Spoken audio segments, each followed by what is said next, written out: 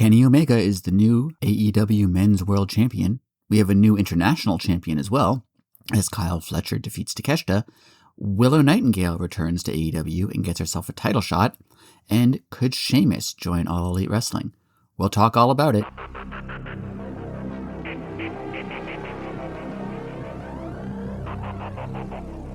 Welcome, everyone, to another episode of the Elite City Podcast. That's just me today again. We're going to talk a little bit about that later. But we're all going to start today's episode with a discussion about Beach Break, which I thought was an awesome episode of TV. The biggest compliment that I can pay to the show is not only did it feel huge, because it was, and they lived up to it, like it was huge, but it also flew by. I got to watch Dynamite live this week, which I don't usually get to do. And the show just flew. Like, I looked at my phone and it was 9:30 and I was like, wow, we're main event time already almost. And it was just a great episode. Fun. Lots of stuff happened. It flowed super well. Tekla was drunk on commentary. Like, all of it was good. It was good times.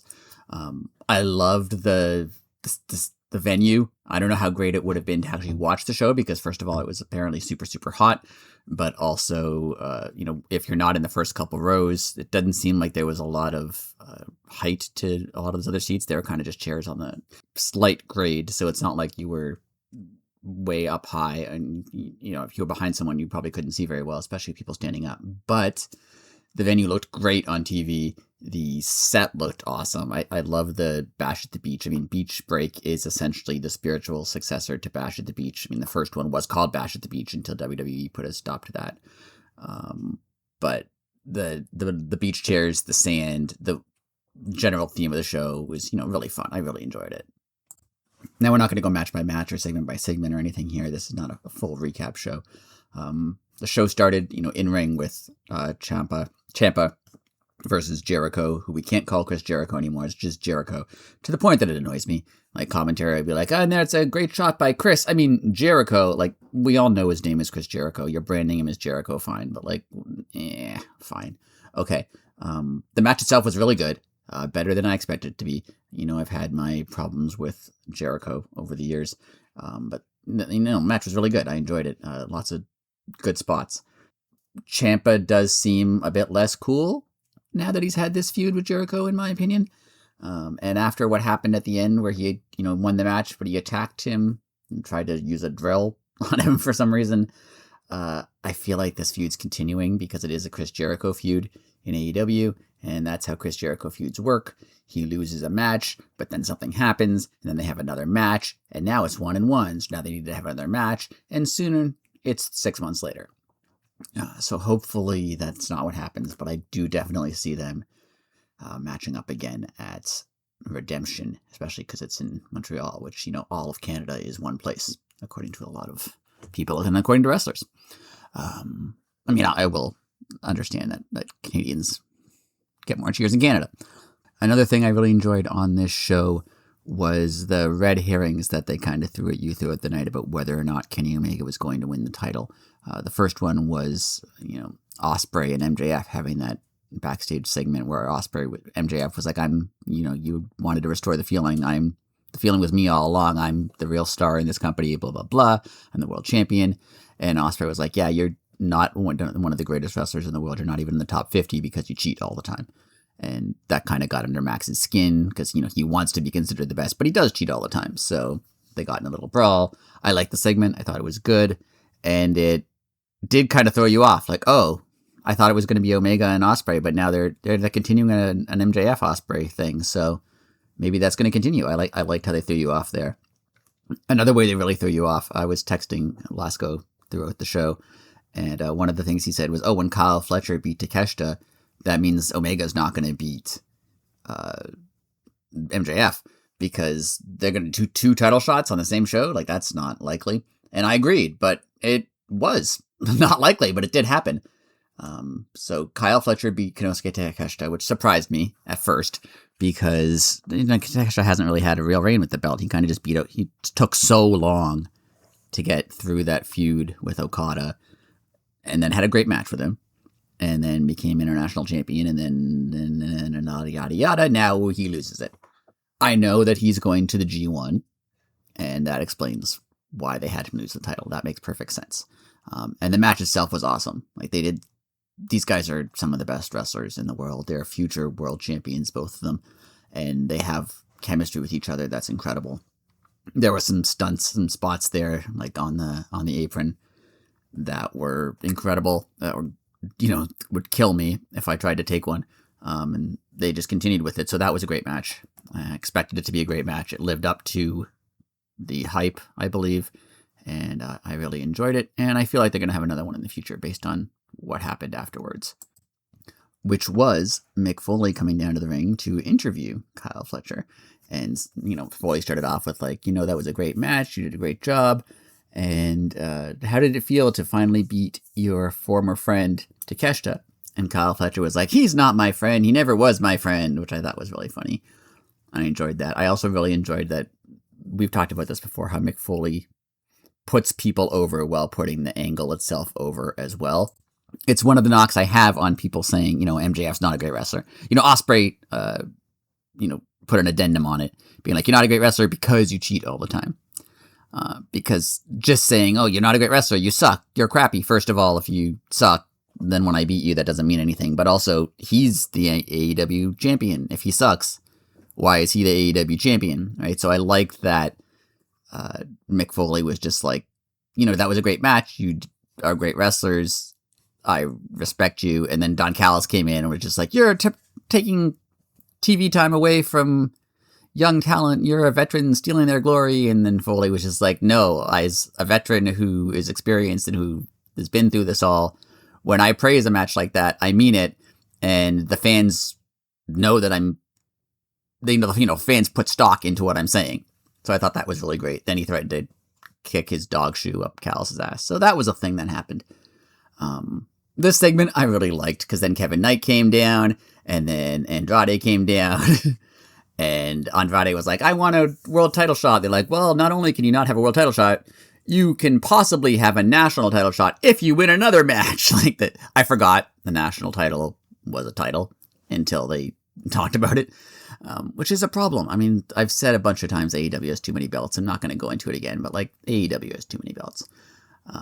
So then Andrade was like, fine, but you're not going to fight me. And he kind of snuck off and you're like, oh, is he setting up a trap? And he did set up a trap. Darby Allin was there and now Darby Allin can make things explode, which is fun.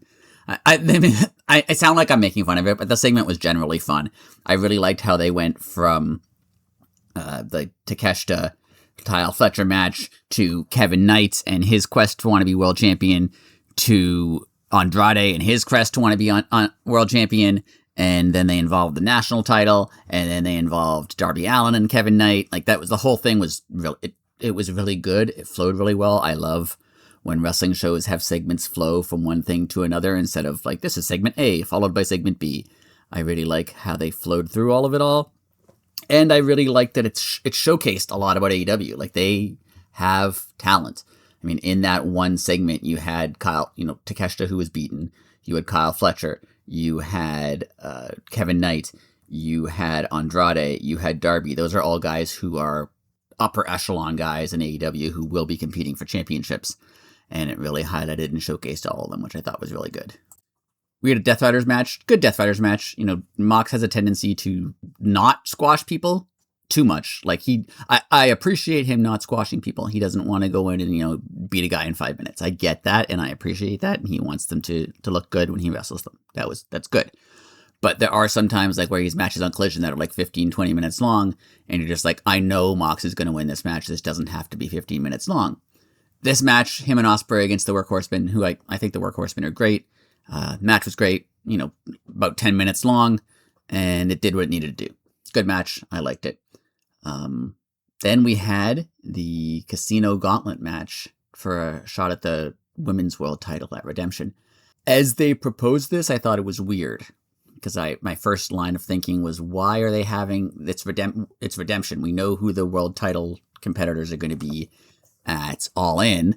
Why don't they just name someone? I mean, Tekla has people who hate her. Why don't they just name someone to face her at Redemption? it's not their huge show. But then it all made sense because the surprise return of Willow Nightingale. Willow is awesome. I love Willow. I thought that she was going to win the Owen. I think she was supposed to win the Owen. I think she was supposed to win the Owen and then go on to challenge for the world title at All In. And that couldn't happen. And I think this is the next best case scenario. I think Willow goes and beats Tekla at Redemption. Tekla's been great. Tekla was hilarious on commentary. During one of the breaks, the commentary during the picture-in-picture breaks, she would just like, Maya World, what kind of name is World her last name? Is World even a last name? Like, that's funny. I mean, it's silly, but it's funny. And then they said, Mercedes Moné watching from the lifeguard chair, which was also funny. She's, going to challenge for the world title at All In. And Tekla's like, did Mercedes win the Owen Hart? Oh, good for her. Like, Tekla's fun. Tekla's awesome. I love Tekla. I want her to stay women's champion, but I also love Willow, and Willow was kind of earmarked to be in the main event at All In, and it couldn't happen because of injury, but I feel like this is how they're going to do it. They're going to have Willow beat Tekla, and then Willow versus Mercedes in the main event of All In. That's a huge match. It would be nice if Willow won the world title at All In. It'll be weird if she loses immediately to Mercedes, because I feel like Mercedes eventually has to win the world title, but maybe she doesn't. I don't know what's going to happen, and I like it. That's all I'm going to say. Next segment, they said that Jack Perry's resigned with AEW. I mean, I thought he would. Good for him. Saddling him with the 4 pillars thing was kind of much. It's a tough thing to saddle you with. The fact that they even had this segment was a little weird, because they don't do this for everybody, so why are they doing it with him? Like, I don't think anyone really expected him to go to WWE, but hey, they had a segment for it. That's fine. Hype it up.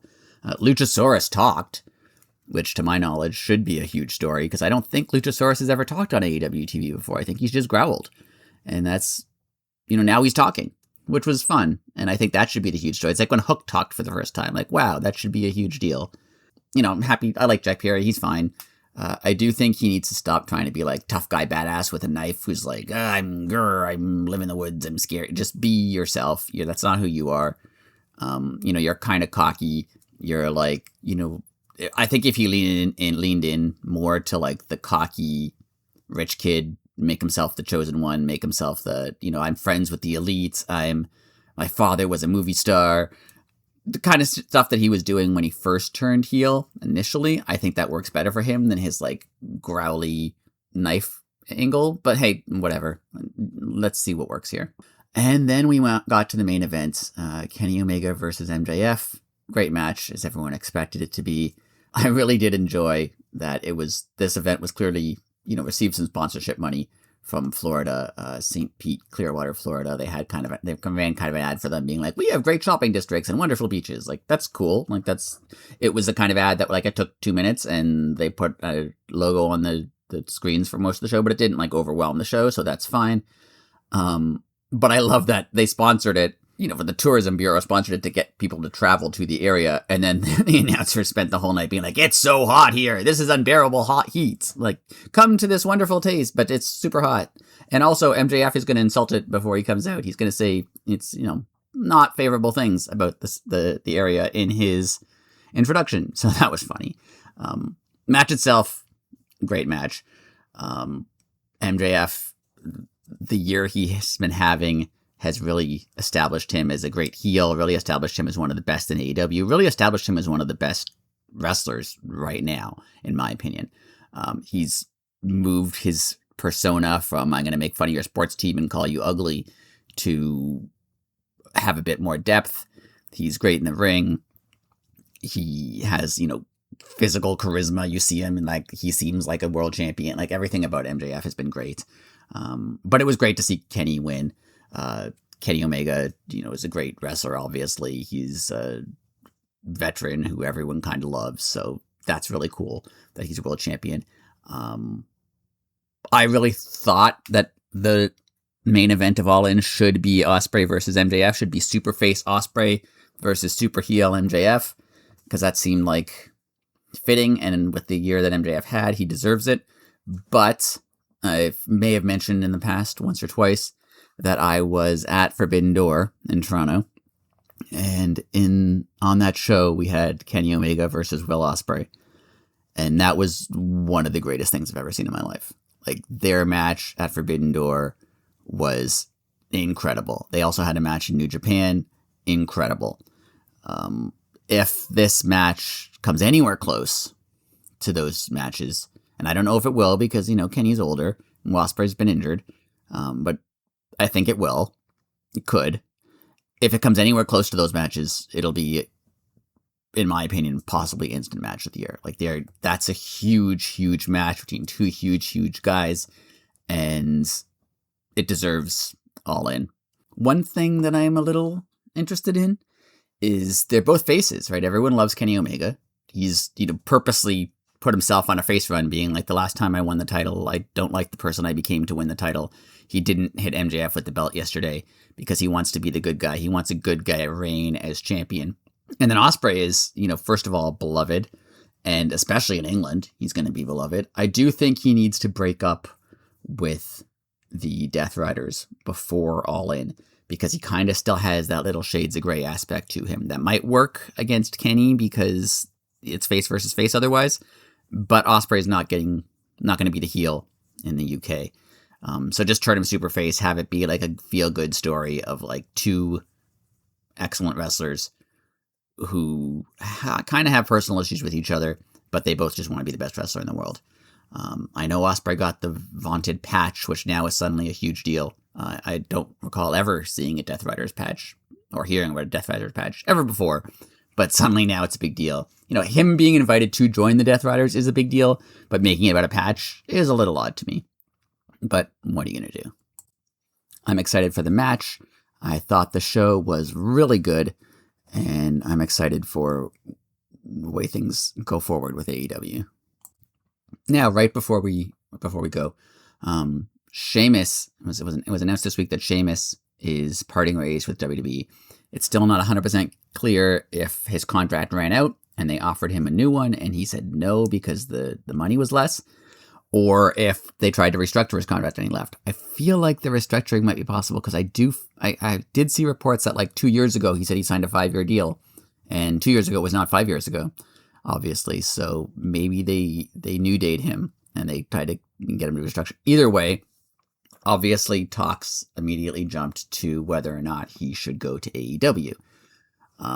First reports came out that there's one person at least who works both AEW and CMLL who's really pushing for it. It seems pretty obvious to be Claudio Castagnoli because he has a joint contract with AEW and CMLL. They were tag team partners. The bar was awesome, and I totally understand if he wants to work with him again. Then there was another report. This is from Wrestling Observer. This is the quote. I think it's from Brian Alvarez. I did talk to a lot of people in AEW who were like, are we really going to take this guy? Let me make it abundantly clear. Everybody I talked to a person, was like, I really like Sheamus. I really like him. But the basic gist of it, that there's so many people under contract and there's so many people that can't even get on TV, and we're going to hire another 48-year-old. Like, everyone's got ideas of Sheamus, like Sheamus and Cesaro being the Death Riders. Nobody has anything against Sheamus personally. It was just sort of like, here comes another one. Because the New Day is probably coming, then Sheamus would be coming in, and that's 3 more slots for people who have been there a long time, or should be on the way up, or should be who are younger, and they're going to be iced out again. People weren't really thrilled about that idea. I understand that. If you are a wrestler in AEW who's younger or newer or in the lower card, this gives you less TV time, potentially, because they will devote TV time to someone like Sheamus. I understand that.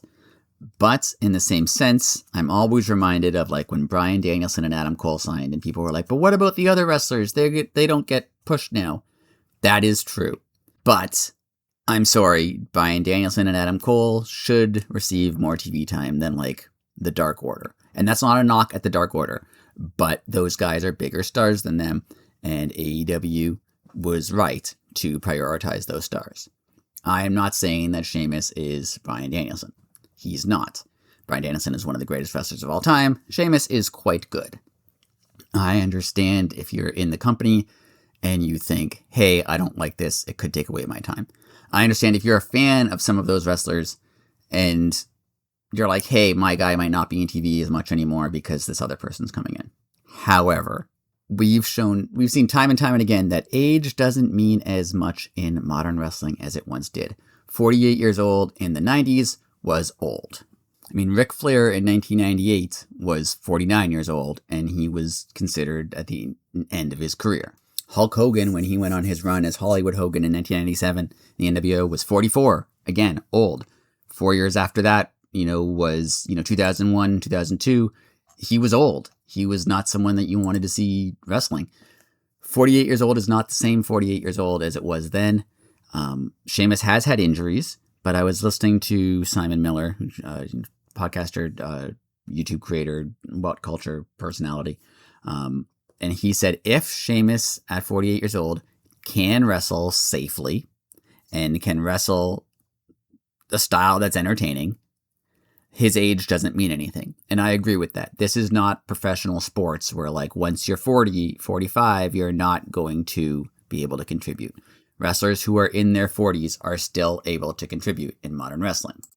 I mean, Kenny Omega is 42.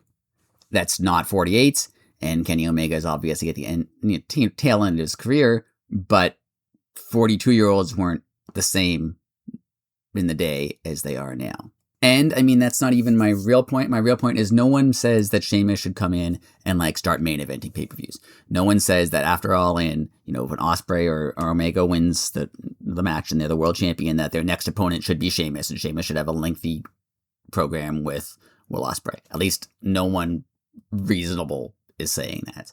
I have personally no problem with, and I think it would be awesome if Sheamus signed a 1-year deal, came in and tagged with Claudio, and had some awesome matches as the Bar, along with the New Day and the Young Bucks and possibly the Motor City Machine Guns and FTR and all of the great tag teams that we have in AEW.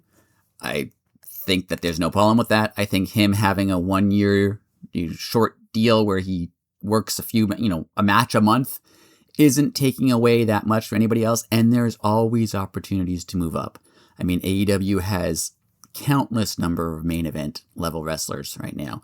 MJF, Kenny Omega, Hangman Page, Darby Allin, Andrade. They have, but Andrade, he's one of the ones. He came in and established himself as a main event guy. Kevin Knight was not a featured personality in AEW, a year and a half, 2 years ago, whenever he came in, and now he is. There is opportunities to move up. It becomes more difficult as more people come into the company. I agree, but as a fan and not a wrestler and not a business person in AEW, I would like to see Sheamus come in. Whether Tony Khan agrees that, signing him to, he probably commands a high salary. If Tony Khan thinks it's not worth signing him to a high salary to have him wrestle once a month for a year, that's fine. It's Tony Khan's money, but it's not my money. And if Tony Khan decided that he does think it's worth it to have Sheamus come in and, work that kind of schedule, that's cool. I want to see it. I do. And I'd be happy about that.